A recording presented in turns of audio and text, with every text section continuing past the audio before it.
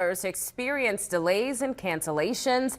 We're on your side tonight with how passengers can hold airlines accountable despite it being an FAA issue.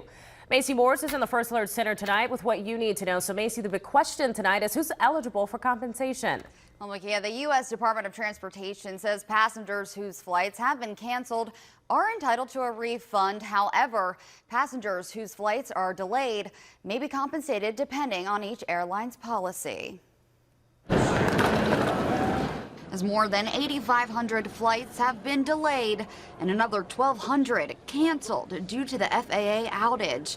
Many travelers' plans have been wrecked for the day. Nobody expected that this was going to happen this morning, and as widespread as it was, there weren't any planes that weren't affected by it here in the U.S. So if you had a flight leaving during that time period, it didn't go anywhere. Federal leaders say a full refund is due to every person whose flight is canceled. But there are no federal laws that require airlines to provide money or other compensation to passengers when their flights have only been delayed.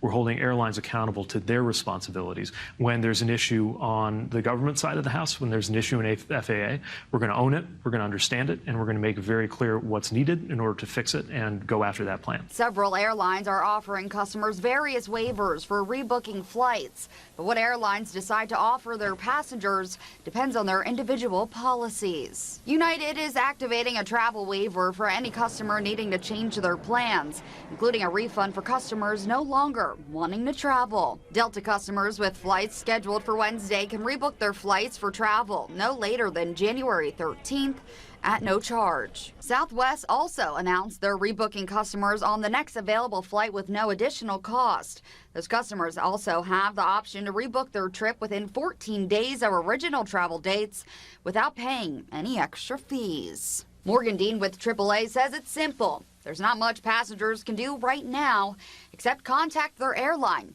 and be patient. You also have to sit back and understand a lot of stuff is outside of your control, and it is what it is. But the better you plan ahead of time, the better it's likely to go when you get to that situation. Dean advises passengers invest in travel insurance for situations like this. I'm on your side at 6. Macy Moores, NBC 12. All right, thank you, Macy. And